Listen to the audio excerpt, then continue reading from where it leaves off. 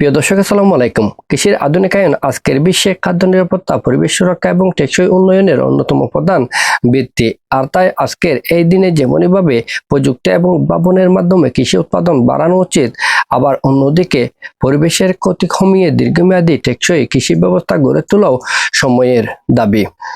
কৃষির আধুনিকায়ন কি? কৃষির আধুনিকায়ন বলতে প্রযুক্তি, বিজ্ঞান এবং দক্ষ ব্যবস্থাপনার মাধ্যমে কৃষিকে উন্নত করা। এর মধ্যে রয়েছে কৃষি উৎপাদনে আধুনিক যন্ত্রপাতির ব্যবহার, উন্নত বীজ এবং জেনেটিক প্রযুক্তি, স্মার্ট সেচ ব্যবস্থা চালু করা।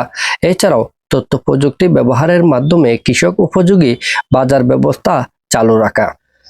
বাংলাদেশের প্রেক্ষাপটে কৃষির আধুনিকায়নের গুরুত্ব অনেক বেশি, কারণ বাংলাদেশের জনসংখ্যা অনেক বেশি, কিন্তু সে তুলনায় জমির পরিমাণ কম।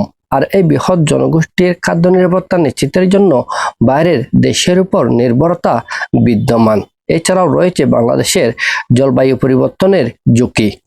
চ্যালেঞ্জসমূহ। কৃষির আধুনিকায়নের পথে যে সমস্ত চ্যালেঞ্জ রয়েছে তার মধ্যে অন্যতম হচ্ছে কৃষকদের প্রযুক্তি সম্পর্কে সীমিত জ্ঞান, উচ্চ খরচ এবং বিনিয়োগের সমস্যা, বাজার ব্যবস্থাপনার দুর্বলতা, অতিরিক্ত রাসায়নিক নির্ভরতা, এছাড়াও উন্নত বীজ, সার এবং কীটনাশকের দুষ্প্রাপ্যতা। আমাদের করণীয় কি? কৃষির আধুনিকায়নে আমাদের করণীয় হলো কৃষকদের প্রশিক্ষণ এবং সচেতনতা বৃদ্ধি করা, ভর্তুকি এবং সহজে ঋণ প্রদানের ব্যবস্থা করা, জৈব কৃষি এবং পরিবেশ বান্ধব নীতির প্রসার ঘটানো, উন্নত বাজার ব্যবস্থা চালু রাখা, গবেষণা এবং কৃষি সম্প্রসারণের উপর জোর দেওয়া।